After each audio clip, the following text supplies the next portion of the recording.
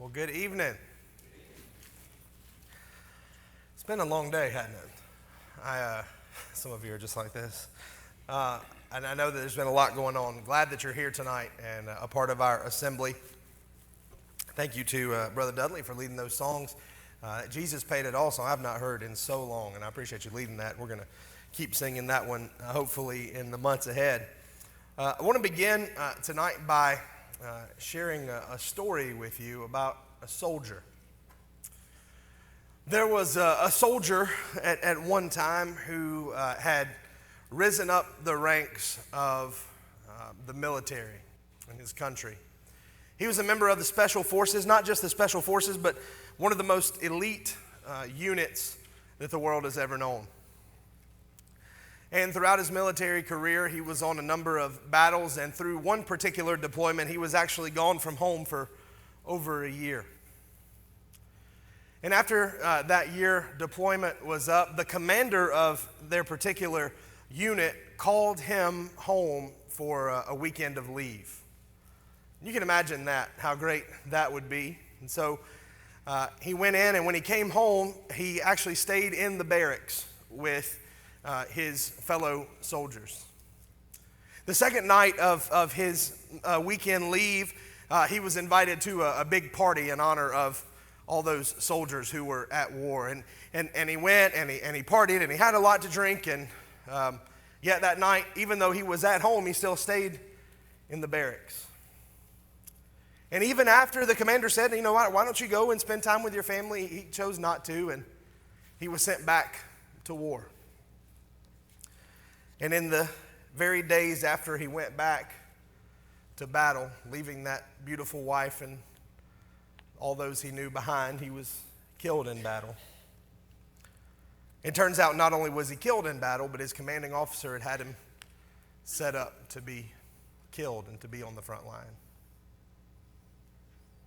You may have figured out by now this soldier that we're talking about is a Bible character that we know named Uriah the Hittite. And if you'll go ahead and turn your Bibles back in your Old Testament to 2 Samuel, I think we'll see a little bit more about Uriah the Hittite. We're going to start in chapter 11 of 2 Samuel. I sort of told you that story in a little bit of a modern retelling so that we could look at it from a little bit different perspective. Because this particular narrative that we're about to look at, this story of David and Bathsheba, I have heard since I was a young boy, small enough to be in the assembly. I've heard all these lessons about it, and I've always heard about David and how he was a man after God's own heart and how he rebounded from this story. I've always heard about Bathsheba, who, even though there was a consequence, that she went on to be the mother of the next king in Solomon. And throughout this story, it's always sort of been, and they all lived happily ever after. And lately, I've been talking a lot about forgiveness, particularly as we looked at those parables. And I want to make sure that we maintain balance in understanding this. Because, yeah, for David, maybe things turned out great. And maybe for Bathsheba, they turned out okay. But I want us to understand, and this is going to be the overarching thesis of this, that our sin has consequences. Although David was forgiven and Bathsheba was forgiven and David went on to be a great king and military leader and all the things he did, Uriah the Hittite was murdered and his life was taken away. So what we're going to do for a few minutes tonight is we're going to look at this narrative in 2 Samuel chapter 11 and then into chapter 12. But I want us to be thinking about it from the perspective of this man. Uriah the Hittite is such an interesting character study on his own. Just his name is interesting, right? Uriah the Hittite. We don't read a lot about Hittites living in Israel. And we certainly don't see them as a part of this Hebrew culture, right? The name Uriah is actually a Hebrew name, but then it says the Hittite. So one of two things had to happen. Either he was a Hittite that converted to become a follower of God, to become an Israelite religiously and nationally and join the army. or he was an Israelite who had moved and lived with whatever small contingent of Hittites were left at this time. This is several generations removed, of course, from the warring between the nations. But it's interesting here to even read about a man being called Uriah the Hittite. And we know that he was married to a very beautiful woman named Bathsheba. We read later on that he was one of David's mighty men, that he was one of the great fighters that the nation has ever known, and really that the world has ever known. He was one of the 30 men who would have been the closest to David. And here David would have known him. I think sometimes we say, well, this was a guy that David didn't really know, and so the fact that he had this affair wouldn't have been a big deal. This would have been a man that David, when the soldiers were home, David came into contact with every day. This would have been a man that had presided over David's throne room and kept him alive. This is one of David's essentially personal bodyguards. This is not a stranger. So as we go through and we read this, I want us to be constantly thinking about this, not from King David's perspective, not from Bathsheba's perspective, but from the point of view of Uriah the Hittite. And at least for me, it's really made me think about it in a different light. So we're going to start in verse 1 of 2 Samuel 11. I'm going to pause briefly for a few editorial comments, and you'll just kind of have to hang in tonight. We're going to be reading a lot of text. 2 Samuel chapter 11, verse 1, it says, "It happened in the spring of the year, at the time when kings go out to battle, that David sent Joab and his servants with him and all Israel. And they destroyed the people of Ammon and besieged Rabbah, but David remained at Jerusalem." Now, there's a lot to unpack just in that one verse. Number one, I guess, Rabbah had been a place that had been besieged for a long time. And when you besieged a place, you didn't just go in and destroy it. You laid a siege on it. That means that you got all around the city and you prohibited anything from going in, prohibited anything from coming out. We know that the Babylonians laid siege to Jerusalem before they were able to conquer it. And so this had been going on, it seemed like, for a year. And so it was the spring of the year, time for the kings to go to war. David didn't go to war. David sent Joab.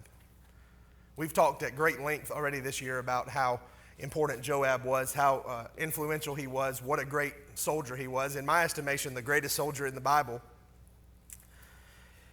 So he sends Joab, and he says Joab can take care of it. And it's almost, if you were to think about, my mom's an English teacher, you have to forgive me. You think about foreshadowing. You remember when you were in classroom, in English class, and you start reading, and you can see that something bad is about to happen. They call that foreshadowing, right? In the movies, they start to play some eerie music, right? That last sentence, to me, is foreshadowing the events that are about to happen. But David stayed at Jerusalem. And it happened one evening that David arose from his bed and walked on the roof of the king's house. What was he doing there? We don't know. And from the roof, he saw a woman bathing. The woman was very beautiful to behold. So David sent and inquired about the woman, and someone said, "Is this not Bathsheba, the daughter of Eliam, the wife of Uriah the Hittite?"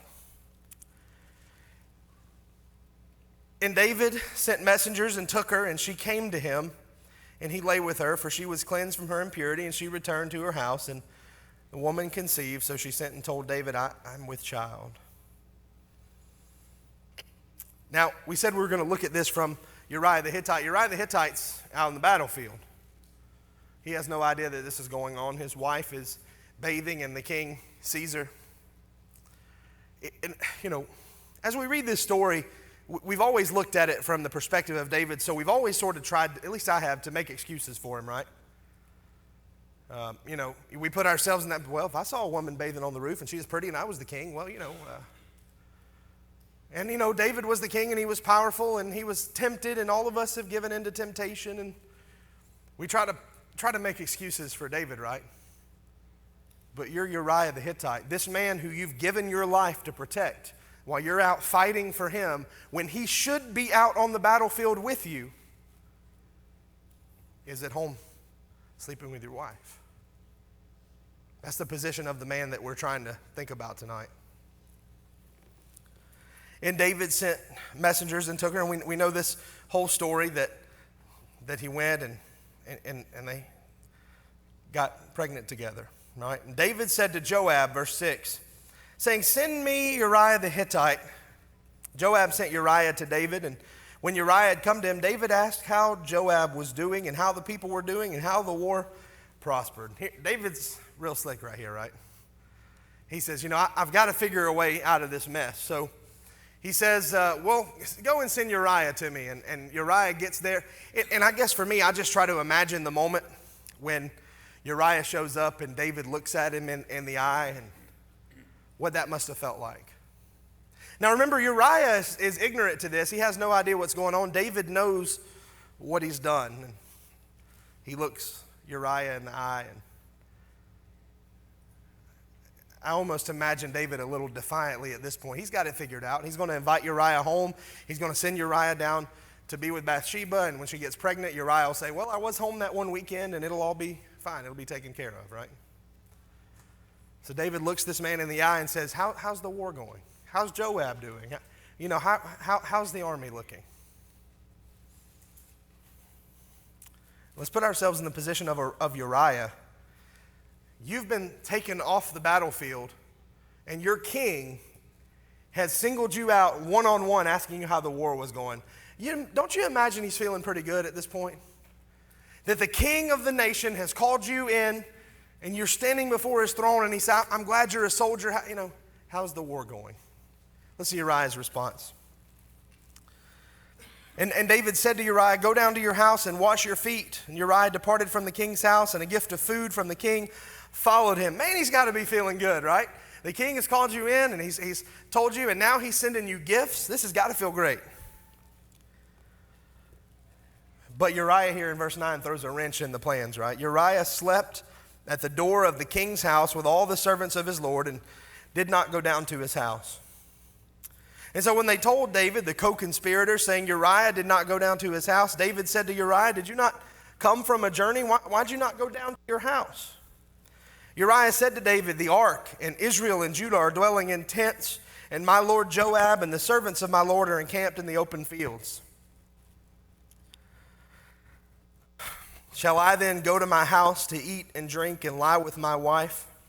As you live and as your soul lives, I will not do this thing. Uriah is a loyal soldier. He's a good man. He said, the Lord's ark is dwelling in a tent. Joab, my commander, is out in the field, and I'm home, and you want me to go home and sleep with my wife? He says, no, I'm going to stay here with the rest of the soldiers. And David's got to be frustrated, right? In verse 12, David said to Uriah, wait here today also, and tomorrow I'll let you depart. So Uriah remained in Jerusalem that day and the next, and David called him, and he ate and drank before him, and he made him drunk. David's going to say, well, maybe I can get him drunk and talk him into it. And at evening he went out to lie on his bed with the servants of his Lord, but he did not go down to his house. Second time, he stays there and throws a wrench in David's plans. And in the morning it happened that David wrote a letter to Joab and sent it by the hand of Uriah. Now this is the part that I really struggle with.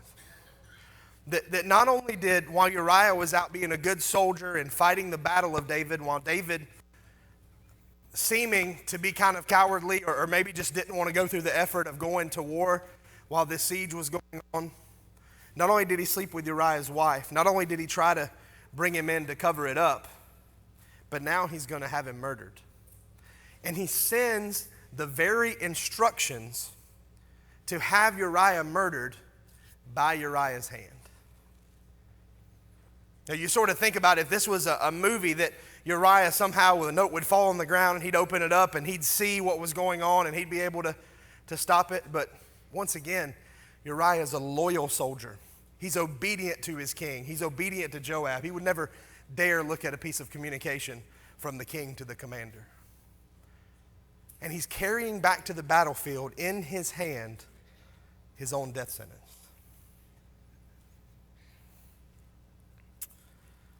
He wrote in the letter, verse 15, saying, set Uriah in the forefront of the hottest battle and retreat from him that he may be struck down and die. So it was while Joab besieged the city that he assigned Uriah to a place where he knew there were valiant men, and the men of the city came out and fought with Joab. And some of the people of the servants of David fell, and Uriah the Hittite died also.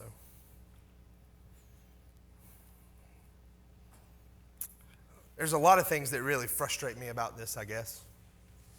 Number one is we see such a good man, a loyal soldier, being mistreated and abused and ultimately murdered. And Uriah went to his death never knowing what had been done to him. That's a sad story. And we're not going to read the rest of that. We'll jump down to verse 26. And when the wife of Uriah heard that Uriah, her husband, was dead, she mourned for her husband. And then when her mourning was over, David sent and brought her to his house, and she became his wife and bore him a son. But the thing that David had done displeased the Lord. So not only does Uriah die, but after a short time of mourning, she goes and David just takes her as his wife. When we think about, and again, I've heard this story my whole life, and then we turn over to Psalm 51 and we read about how David had such a penitent heart and how he had a heart like God's. David was a man after God's own heart, and he repented. He was a great king. And I'm not saying that all those things aren't true, but I want us to think about the victim of this story. All the wrong that was done to Uriah. And I want us to understand two things tonight as we think about this narrative, and then we'll close by looking at the beginning of chapter 12. Number one is that our decisions, when we sin, it has a tremendous amount of power. And secondly, our decisions, when we sin, have tremendous consequences. Our decisions have power and consequences. And as we look at the first one of those, I want to turn us over to James chapter 1. Leave a marker there in 2 Samuel, but turn over to James 1. I really appreciated Andrew coming last week and talking to our young folks. There was something that he said, though, and it sort of resonated with me, something that I was reminded of in James chapter 1, starting in verse 13. And this is a passage that should be extremely familiar to us. It says, "Let no one say when he's tempted, I'm tempted by God, for God cannot be tempted by evil, nor does he himself tempt anyone. But each one is tempted when he is drawn away by his own desires and enticed." There's a word picture being painted here in the Greek, and the word picture is of a fisherman. Fishermen are very crafty. I figured out up here especially, fishing is very competitive. Like if you don't go right after the waters are stocked, you're probably not going to catch a lot of fish, right? I've been fishing a couple times in LJ, but most of the times I've been hoping more than fishing, right? Luckily, if you go with Quentin, Joanne packs food so you don't starve to death. But if it was up to me to catch my own dinner, I'd probably be in trouble. Because, to catch certain kinds of fish, you've got to have certain kinds of bait. And so those fish are enticed by whatever bait it is, and they have to bite the hook. Fish have to eat to live, to survive. They have to eat. But they've got to make sure that they pick the right thing. And that's the picture that's being painted here. And of us, when we make decisions, it's a powerful thing. I mean, our decisions are powerful, but the temptation is sometimes almost as powerful. We look at sin and we look at people and we say, I don't know how they could commit sin. Alcohol is not a temptation for me. I don't see how somebody could be an alcoholic. Well, for somebody, that is very pleasing. The taste and more often than not, the effect and sometimes the status in society, it's very appealing. When you go to college and everybody around you is drinking, that's a temptation because you want to be part of that social system. And so we look at college kids and I just don't know how those kids being raised right could go out and drink. Well, it's because it was a very strong temptation. It was a bait that enticed them and they bit the hook. And we say, I just don't know how somebody could be addicted to painkillers. Well, I do, because when you hurt and there's something that'll make it stop, that's a very good feeling to not want to hurt anymore. Or we say, how can somebody be addicted to hard drugs? Well, it's the high and the feeling that comes with that. How could so-and-so, commit this sexual immorality? Well, it's because it's a human feeling that everybody craves, and sometimes that temptation becomes too strong for people. We say, how could somebody be engaged in idolatry? Well, until you have something that you're very passionate about, you can understand that. But it's very easy to take whatever we're passionate about and turn it into an idol. We don't sin because we want to go against God. We sin because of the power of temptation. And I want us to understand this, that our sin has power. I think sometimes when we talk about forgiveness, and maybe I've been guilty of this lately, it's been sort of on my mind. We talk about forgiveness, we forget about the fact that sin separates us from God. I want us to learn that, yes, God has the power to forgive us, and He desires to forgive us, but sin is serious. We can't just go about and sin and say, well, I did that wrong, but God's going to forgive me, so it's okay. You know, I hear people say all the time, well, God, forgive me of my sins. I know I sin a whole bunch every day. And I think, man, I hope you'll try to do better with that instead of just saying that over and over. God, forgive me for my so many sins. Well, let's try to cut back on the so many sins, right?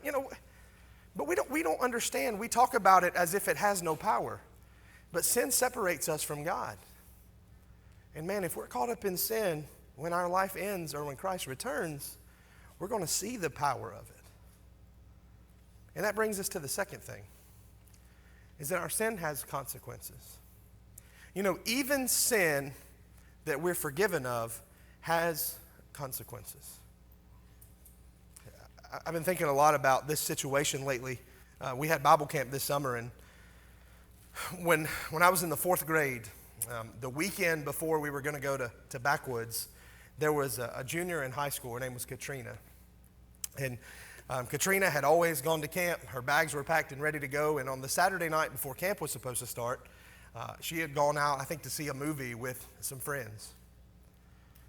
And she was going to go, and I think they were going to actually just go home or maybe go out to eat. And she got in a car with a guy that she didn't know too well, but all of her friends said, well, he's one of our buddies, we can get in. And she got in the car, and this guy was drunk. And he wrecked his car, and Katrina was killed. That guy, he served a little bit of time in jail, or maybe even just got probation because he was a kid. And eventually people forgave him, and his life is kind of normal now. And we'll say, well, that's the power of forgiveness, and God will forgive that young man, and all those things are true.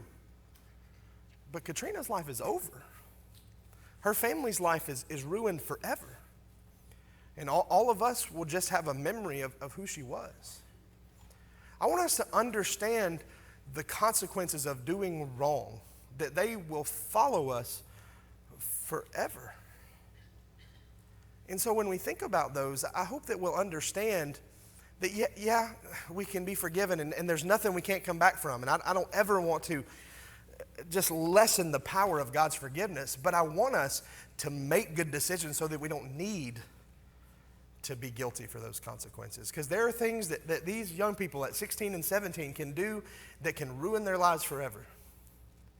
There's things that us as adults, we can do things that can ruin our families forever. There are things we can do that ruin our children forever. I'm about to be a parent, and I guess it's just setting in that, I'm going to have a child who relies on me to shape, who she is forever. Do we understand the consequences of our sin and our selfishness? It's very serious.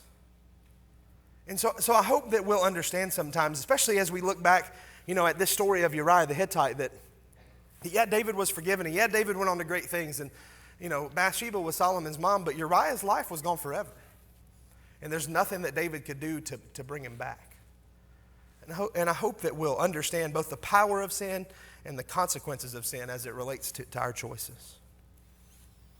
But then we're going to go back and look at chapter 12 of 2 Samuel, and then we're going to be done.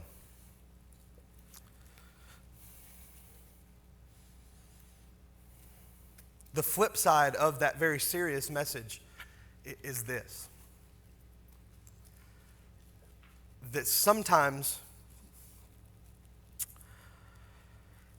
in our weakest moments, where we've done the absolute worst thing that we could ever do in a situation where we think that we can never come back from, God will send us somebody to remind us about how powerful he is.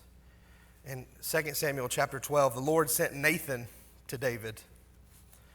And he came to him and he said to him, there were two men in one city, one rich and the other poor. And the rich man had exceedingly many flocks and herds. And that poor man had nothing except one little ewe lamb, which he had bought and nourished. And it grew up together with him and his children. And it ate of his own food and drank from his own cup and lay in his bosom. And it was like a daughter to him. I don't know about you. I have pets. I love my dogs. I've loved dogs forever. Carla and I several months ago got a little French bulldog that had been a dog that was used for breeding and was retired, and we were able to go get her. And that little dog is the cutest thing, but she's spoiled rotten. In the evenings when I get home, if I lay on the couch, she will throw a temper tantrum if I don't pick her up and put her on the couch with me. And then if I pick her up and put her on the couch, then Carla will throw a temper tantrum because dogs aren't supposed to be on the couch, so I can't win, right? But you know, if somebody were to go and try to hurt that animal, you know, that's my animal. That's who I've grown to love and appreciate. And this is what's going on in this story, right? This was a little lamb that it wasn't going to be used for food. It was a lamb that had become a family pet, right? And a traveler, in verse 4, came to the rich man who refused to take from his own flock and from his own herd to prepare one for the wayfaring man who had come to him. But he took the poor man's lamb and prepared it for the man who had come to him. He took this little pet away to be a meal for a stranger. So David hears this story, and like you and me, he's getting mad, right? So David's anger was greatly aroused against the man, and he said to Nathan, as the Lord lives, the man who has done this shall surely die. And he shall restore fourfold for the lamb because he did this thing and because he had no pity. Listen to the second part of that. It's not just that he did it, but he had no pity. He didn't look at the person. He didn't understand the consequences. He was so selfish that he just did what he wanted to do. And Nathan said to David, you are the man. Now, I've tried to picture this in my mind a bunch of different ways. None of you have ever done this because I'm sure you were all smooth when you were dating, but some people, when they were getting ready to ask a girl out, would look at themselves in the mirror to see how to do it. Hi, how are you doing? You know, or hi, how are you? Or some of us would just beg, please go on a date with me, you know. But I've tried to picture how he said this. Part of me thinks that Nathan saw David getting mad and he stood up and he put his finger in his face and he said, David, you are the man. But then part of me thinks he just shook his head and said, David, you're the man. It's you. And David, of course, realizes what he's done and repents and goes on to be the great king. But I think sometimes we have to look at ourselves and realize the things that we've done and realize the consequences of our actions and realize that when we do things that hurt other people, we negatively impact their lives forever. And we have to humbly bow down before God and say, God, it's me. I did this. Please forgive me from that. So maybe you find yourself in a situation like this tonight. I've been struggling with forgiveness lately because, I know, that God's willing to forgive, but I also know there are consequences. And sometimes we just have to humbly realize the power of God's forgiveness in our lives and ask for it repeatedly. And so if you find yourself in need of that forgiveness, this is an opportunity to ask for it tonight.